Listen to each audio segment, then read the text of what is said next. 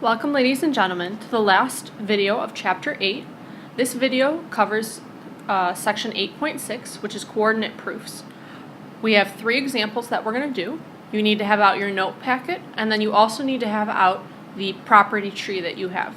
It's extremely important that you understand how the properties in that tree work and how they interact to form the different quadrilaterals. So looking at the directions, it says, give the most specific name for the following quadrilaterals. Write a sentence explaining your answer. So what we're doing in this video is going to go off of what we've been doing in class. I'm going to give you a figure, you're going to graph it, and then you're going to have to classify it with the most specific name. That's what's important, the most specific name, not any name that applies. So before we jump into the first example, I want to look back at the tree that you guys have. So you have a tree that looks something like this. At the top is all quadrilaterals. Under this umbrella, there's 3 main families. There's the kite family, the parallelogram family, and then the trapezoid family. And then they have members within that family. So the first thing that you're going to want to do when you get a figure is determine which of the 3 families that figure falls into. Is it a kite? Is it a parallelogram? Is it a trapezoid? And then you're going to have to further classify. If it's a parallelogram, is it also a rectangle, or is it a rhombus, or is it a square? So that's what we're going to be doing. Now, the main method that I use to go about differentiating between the 3 families is I use slope. So one of the big differences between the 3 is that parallelogram has 2 pairs of parallel sides. All the figures in the parallelogram family do. A trapezoid has 1 pair of parallel sides. And then a kite has no parallel sides. So how I start every problem is I calculate all 4 slopes. That will then help us determine whether or not the figure falls into the kite family, the parallelogram family, or the trapezoid family. So we're going to look back at example 1, and we're going to start with slope. So again, this is the example that you should have right now. We're going to start by plotting all 4 points, so do that, please.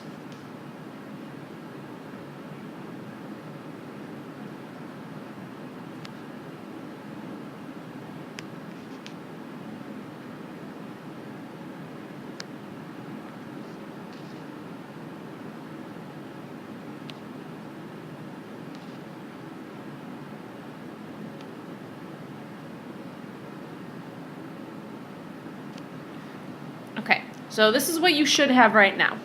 Now it's tempting to look at the figure and say, well, this looks like a rhombus, or it looks like a parallelogram, so that's what it is. That's not going to work. We actually have to prove what figure it is using some algebra. So again, I said that we're first going to try to determine, is this a parallelogram, a trapezoid, or a kite? So we're going to calculate the slopes. So I'm going to find the slope of DG, and then I'm going to find the slope of EF, since those are opposite sides. Remember that slope is y2 minus y1, so in the case of DG, that's going to be 7 subtract 3 all over x2 subtract x1, so negative 4 subtract negative 7. 7 subtract 3 is 4. Negative 4 subtract negative 7 becomes a positive 3. So the slope of DG is 4/3. Now I have to find the slope of EF. Again, y2 minus y1, so in this case that's 7 subtract 3. And then x2 subtract x1, so 1 subtract negative 2. This ends up being 4/3 again.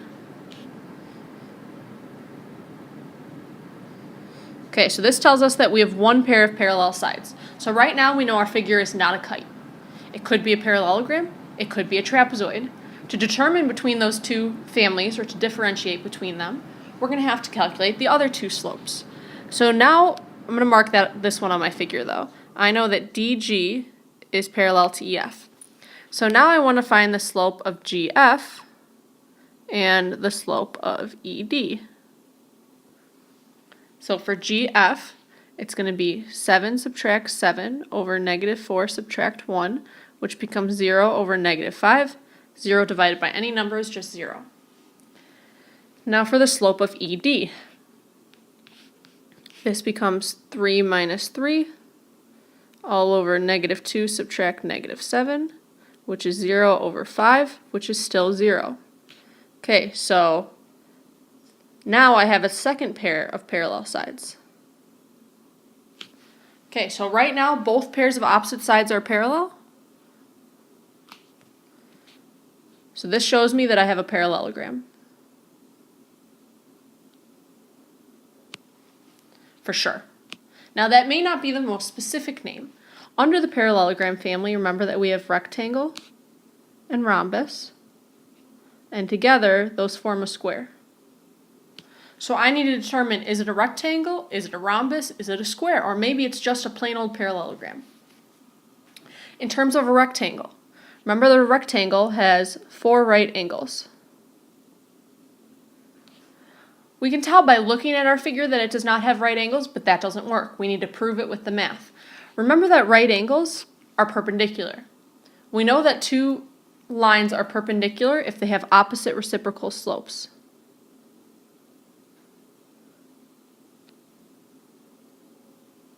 So let's look at the slopes of the consecutive sides that we have. GF has a slope of 0. That's connected to EF, which has a slope of 4/3. Are these opposite reciprocals? No. The opposite reciprocal of 4/3 would be -3/4. So this is going to tell us not perpendicular, so it's not a rectangle.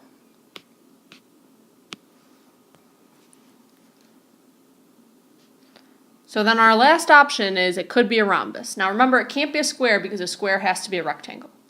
So our options are it's a parallelogram or it's a rhombus. So I need to check, is it a rhombus? Well, I need to think about what I know so far. So far, I have a parallelogram. I know that opposite sides are congruent in a parallelogram. So EF is going to be congruent to DG. And I also know that ED is going to be congruent to GF. So this is what I have so far. If it were a rhombus, all 4 sides would be congruent, which includes the consecutive sides. So if it were a rhombus, EF would be congruent to ED. And then because opposite sides are congruent, all 4 sides would be congruent. So I need to determine, do I have 4 congruent sides? So I'm going to start by finding the length of EF, which is going to use the distance formula. So I have -2 subtract 1 squared, and then I'm adding 3 subtract 7 squared. This becomes -3 squared, add -4 squared, which is the square root of 9 add 16, which is the square root of 25. So I find that EF is 5. Okay, so that means if EF is 5, DG is also 5. It's a parallelogram, opposite sides are congruent. Now I'm going to find ED. Again, I'm going to use the distance formula. So I have 3 subtract 3 squared, and I have -7 subtract -2 squared. If you reverse the order, that's fine. Same thing for slope, I forgot to tell us that, or remind us. If you flip the order with slope or distance formula, not a big deal. So 3 subtract 3, that ends up being 0 squared. -7 subtract -2 ends up being -5 squared. So this becomes the square root of 25, so I find that ED is also 5. If ED is 5, that means GF is 5. So I have 4 congruent sides. Therefore, my figure must be a rhombus. So we need to write a sentence saying that. I'm going to say DEFG is a rhombus because, first thing, opposite sides are parallel.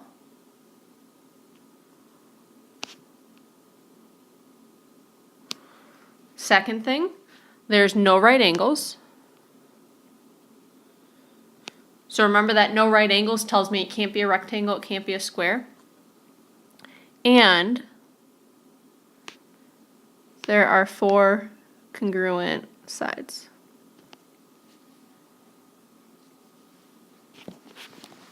So as you can see, these problems are going to involve a lot of work. It's okay, they're not super difficult, they just really take some thinking. So you really have to think as you go through, what information do I know? What could that be telling me? Before I throw you out to do one on your own, I do want to do one more together. So if we can move down and look at example 2.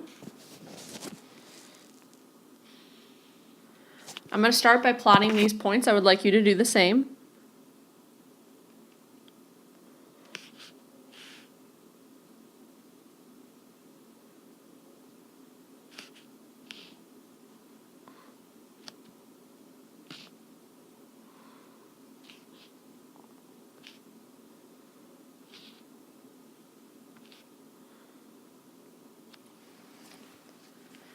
Okay, so point B, I'm sorry, did not fit on your graph, so just throw it out there in space somewhere in a logical place. So this one is a little bit more difficult. The other example, we could tell just by looking at it that it was probably a parallelogram. This is a little more difficult, especially since B doesn't fit on our graph. We're going to start the same way though. I want to know, does this figure fit into the kite family, the parallelogram family, or does it fit into the trapezoid family? So again, we're going to start with slope.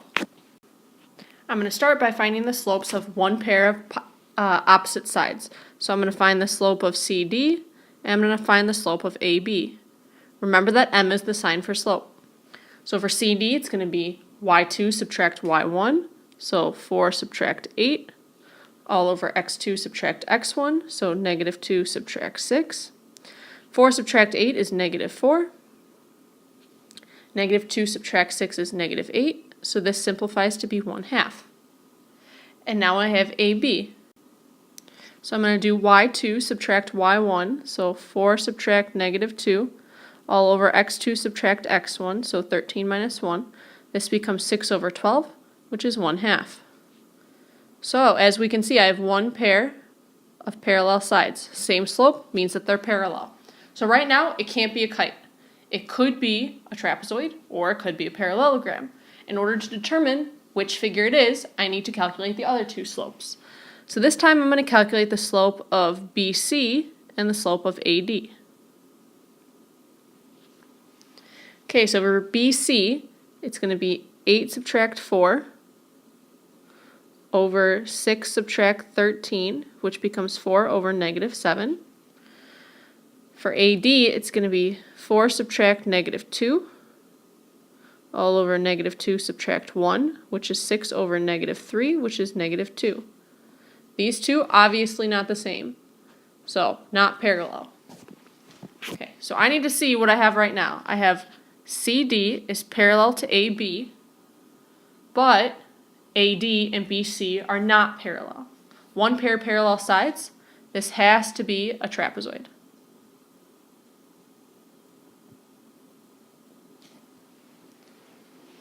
Now, I'm not finished yet. This might not be the most specific name. Remember that within the trapezoid family, there's also isosceles trapezoids. So I need to determine, is this an isosceles trapezoid?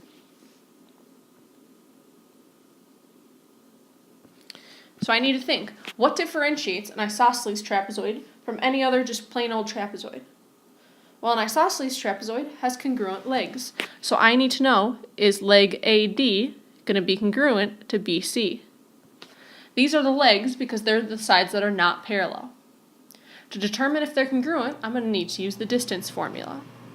I'm going to start with AD. So in this case, it's going to be 1 subtract negative 2 squared, negative 2 subtract 4 squared. So this becomes 3 squared plus negative 6 squared, which is 9 plus 36. So I have AD is root 45. You do not have to simplify that. Just leave it the way that it is.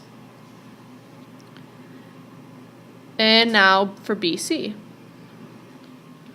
I have 13 subtract 6 squared, and then I have 4 subtract 8 squared. So this becomes 7 squared add negative 4 squared. 7 squared is 49, negative 4 squared is 16. So I have BC is the square root of 65. I'm sorry, 65.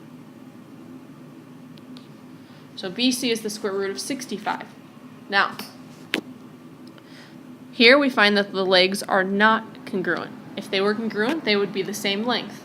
If the legs are not congruent, this means that the trapezoid is not isosceles. So I know that my figure is a trapezoid that is not isosceles. So I'm going to write a sentence. So ABCD is a trapezoid.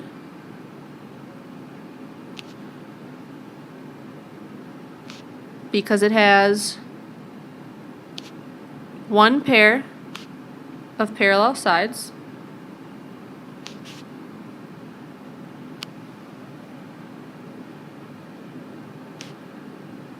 but the legs are not congruent. So that means that it's not isosceles.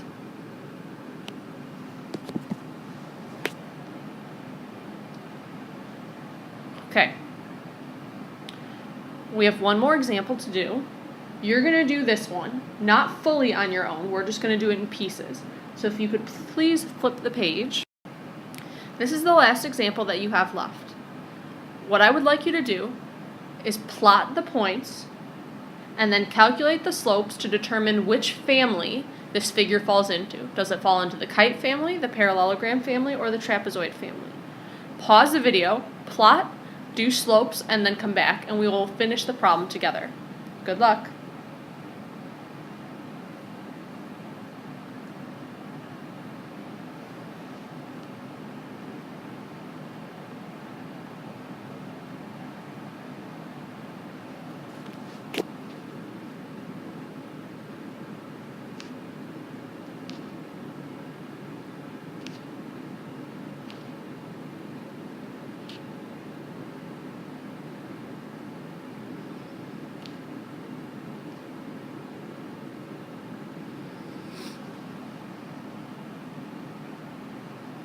Okay, let's see how we did. I would have started by finding the slope of a pair of opposite sides, so A, B, and C, D, which in this case, for AB, it's going to be 6 subtract 2, all over -2 subtract -3. 6 subtract 2 is 4, -2 subtract -3 is just 1. For CD, I have 7 subtract 3 over 2 subtract 1, which becomes 4 over 1. So I have one pair of parallel sides. Okay, so this figure could be a trapezoid, could be a parallelogram. It's not going to be a kite. Then you should have found BC and AD. For BC and AD, you should have found both slopes to be 1/4. So this is another pair of parallel sides. Okay, right now, 2 pairs of parallel sides. This is definitely a parallelogram. Now, from here, it could be a rectangle, it could be a rhombus, it could be a square, or it could just be a plain old parallelogram. Okay, so from here, I went to rectangle. A rectangle has 4 right angles. Looking at my figure, I can tell that they're probably not right angles, but that is not good enough reasoning. Instead, we need to look at the slopes. The consecutive sides, the sides next to each other, have slopes of 4 over 1 and 1/4. Are these perpendicular slopes? Well, they're reciprocals, but they're not opposite. Opposite means that the signs switch. So this is not a rectangle. I have no right angles. If it's not a rectangle, it can't be a square. The only other option is to see if this figure is a rhombus. So how we did this previously is we looked at the distances of the 4 sides. We looked at how long the 4 sides were. We know that this side is congruent to this one, and these 2 sides are congruent as well. But we need to know if all 4 sides are congruent. This is where I'm going to leave you to finish on your own. Please look back at example 1 and see what we did there. Try your best to see if you can classify this figure as a parallelogram or as a rhombus. Come to class tomorrow with an answer. So with more work and a sentence telling me this figure is a blank because blank. When you come to class, I will answer whatever questions we have, and then we will do some more examples. Good luck.